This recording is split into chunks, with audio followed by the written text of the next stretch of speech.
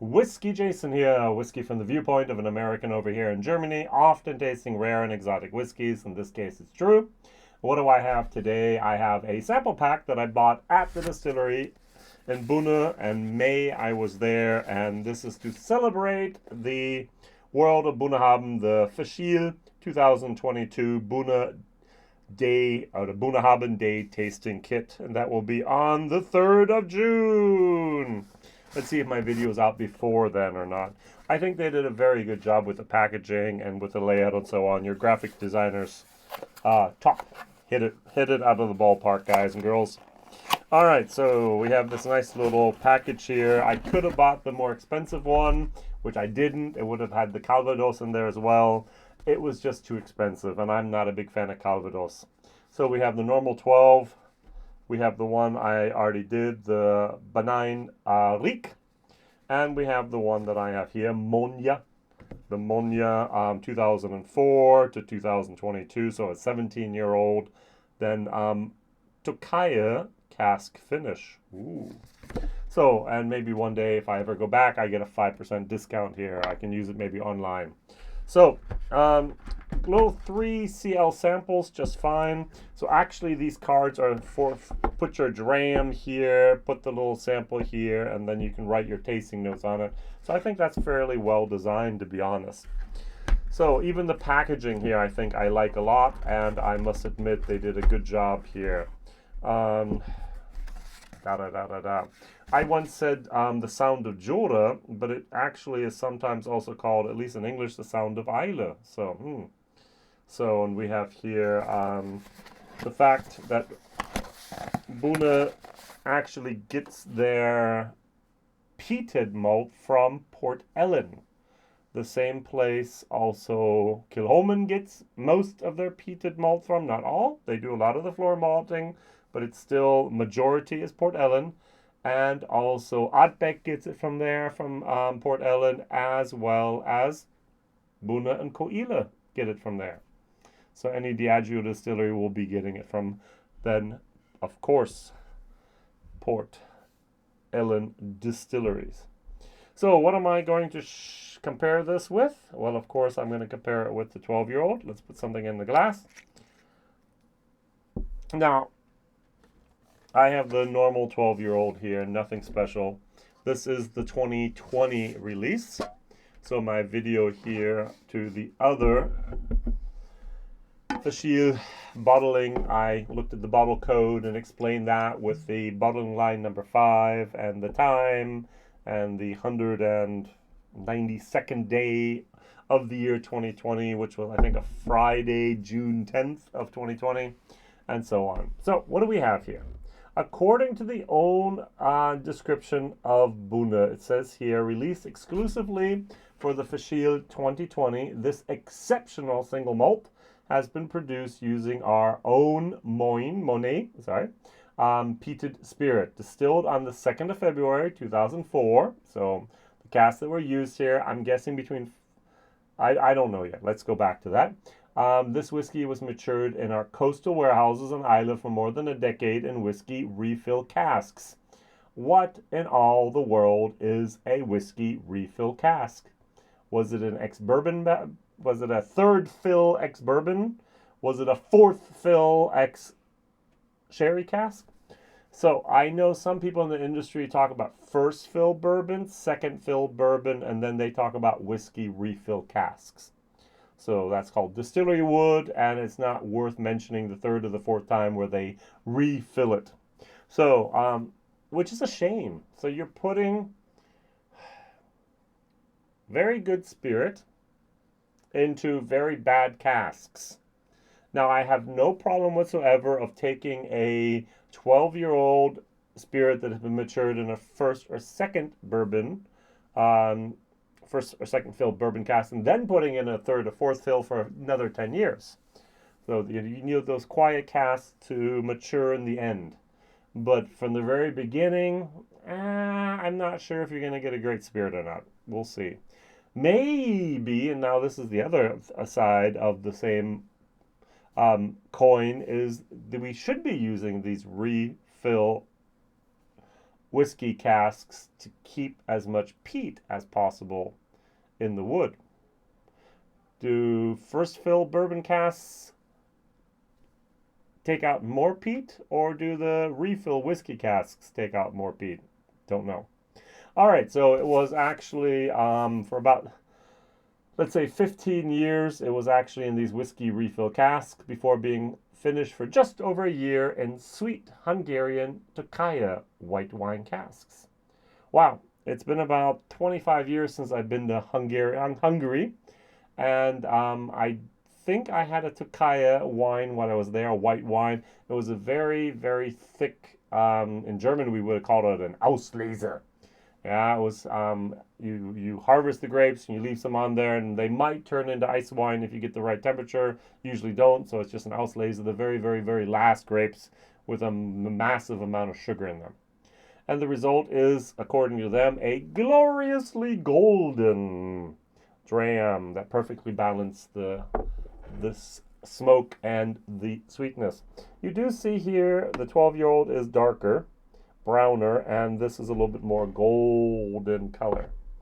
All right, so it was bottled at 52.2%, natural color, non-chilled filtered, and it was limited to 1,692 bottles. And at the day of this recording, there are actually some bottles to be had for £199.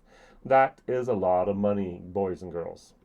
All right, a Whiskybase number 209114. It's only available, I haven't seen it anyplace else, not even in Germany anyplace, at the Bunnahabhain distillery store for €199.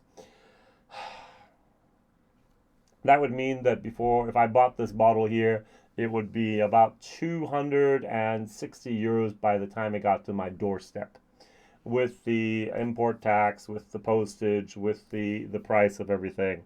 That's a lot of money to pay for a 17-year-old whiskey. I used to say 10 euros per year, so it should be €170 whiskey, not a €270 whiskey, even though it is £199. All right, so on the nose. Now, the very, very first thing that I thought when I smelled this was, this is Feis Ile. Now, as I mentioned at the beginning of my video, Feis Ile gets its peated malt from Port Ellen. Where does Bunnahabhain get its peated malt from? Port Ellen. I'm not really sure if the fantasy of each and every distillery getting exactly their own perfectly produced to their specifications with their special peat. I don't think there is a special peat on Islay. I think they used Islay peat. And so this is basically the same malted barley that goes into Feis Ile. And maybe that's why I'm getting a very, very similar moment here. Ardbeg and Kilchoman share the same peated malt. 55 ppm. Other places take exactly the same 55 ppm that Ardbeg gets and just dilute it down with unpeated malt as well to get that 30%, that 50%. I was watching the video the other day from Benedict Luning here. He was at the Glen Ord malting, and he said they actually just malted 100 ppm. And then if they need 50, they cut it 50-50. If they need 30, they put 2/3 of this and 1/3 of that. It was like, that's so easy sometimes. And yeah, that's what they do, and that's how they do it. Now on the nose, there is a good sweetness here. There are two people that actually have reviewed this on Whiskybase, and I'm going to actually just read one comment from Pilgrim77. He says, I could nose this all night. All right, so gorgeous nose where the soft and the gentle nutty peat so characteristic of Bunnahabhain's Moine spirit is complemented by the fresh and sweet Tokaji cask finish, bringing pear drops, icy sugar, citrus fruits, more lime than lemon in this case, into the mix. It evolves and matures beautifully in the glass with a drop of water, releasing even more intensity without fundamentally changing the profile. All right, so let's try this. Cheers. 52.2%.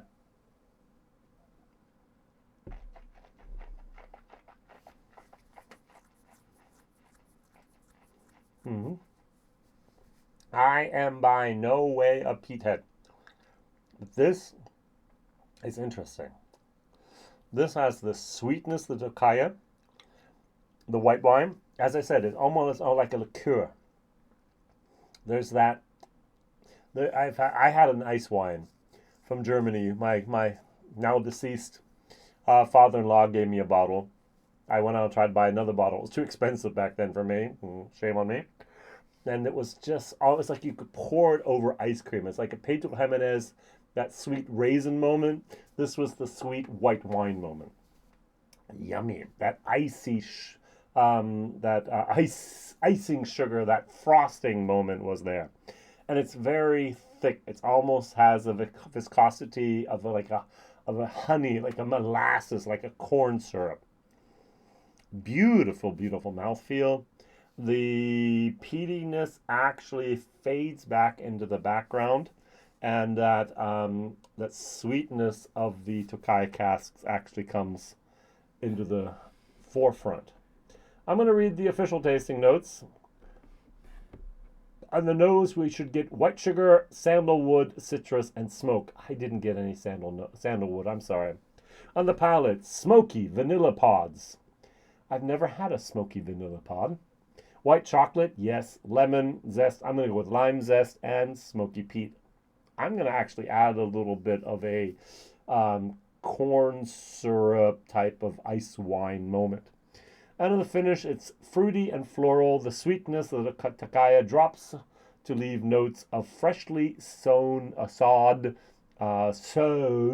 S-A-W-N is what it wrote here, oak, wood, and distant smoke. I don't sod. I don't get any fresh oak. It's not even there. It's almost as if this was more American oak and not European oak. Very, very nicely done. All right, so I have a little bit in here. Let's put a tiny drop of water in here. 1, 2, 3, 4, 5. Let's just see if this activates the peat, the phenol ppms here.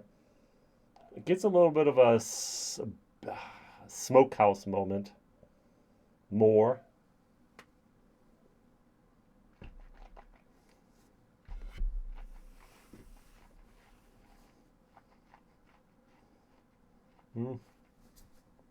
I think the 52.2% was perfect.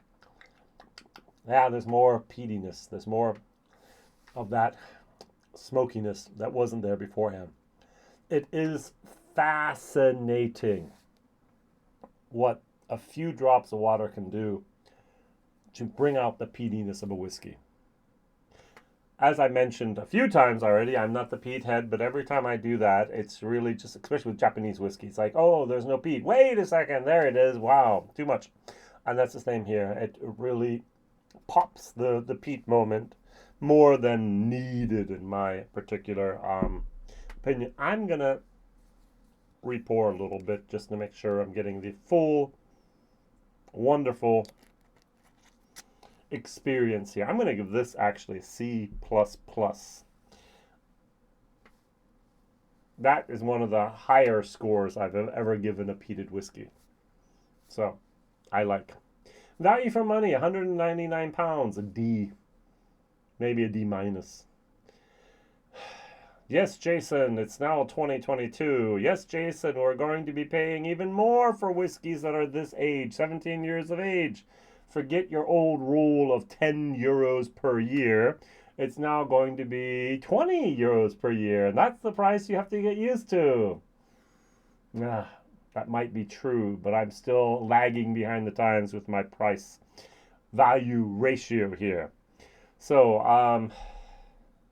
and I said by the time I get this thing to Germany, it's going to be 250, 270 with exchange rate into euros, plus the import tax, plus all the costs of shipping, handling, and postage, and so on.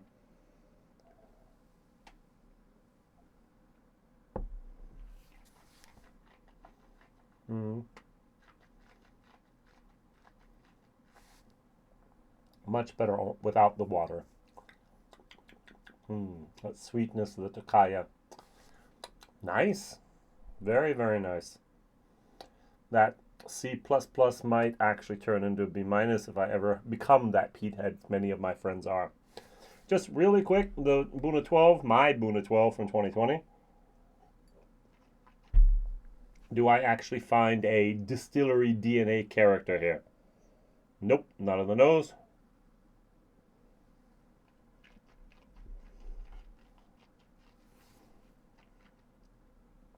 Not on the palate either. The first, the Bunnahabhain Mòine, that was something that was very, very similar to the 12-year-old, just with a raisiny Pedro Jimenez moment added on there and a sharpness of youth and more alcohol compared to the 12-year-old. These two are just totally different. I wouldn't even put them in the same category here for the distillery. Different malts. Let's see here. If I remember correctly, they get their unpeated malted barley from the mainland, from Simpson's maltings.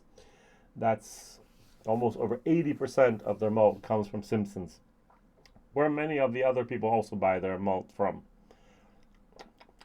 And the casks here are much higher quality bourbon sherry than the whiskey refill casks. All right, so my question of the day is, what is your favorite Bunnahabhain Moine cask? Could also be a Stosha or Stoshia. Also the independently bottled peated Bunnas. So what do you like? What do you prefer? Which ones are your favorites? Write it down in the comments below. That would be great. Don't forget to like. Don't forget to subscribe if you haven't already. And actually, recommend this to someone. So, hey, say Jason was actually at the distillery. There's a video online with my distillery tour in English. Very, very nice thing to watch to get a little bit of feeling for Bunna. And this is what I brought home with me. This was a souvenir, plus 4 other handfills. Yay! I'll be doing a couple more videos. And this is just something that I want to share with you because it's fantastic to see what we have. So if you ever get the chance to buy something like a sample package from the distillery for the next Feis Ile, I would recommend going for it. I'm sure I would have paid £20 for this and probably £30 in shipping. Would it have been worth it? Maybe still, yes, because I get to taste things I might not ever get to taste, and that is something special. And that's what made the Warehouse Number 9 distillery, warehouse tasting also something very special for me. All right, WhiskyJason here. Thank you very much for watching, and see you soon. Bye-bye.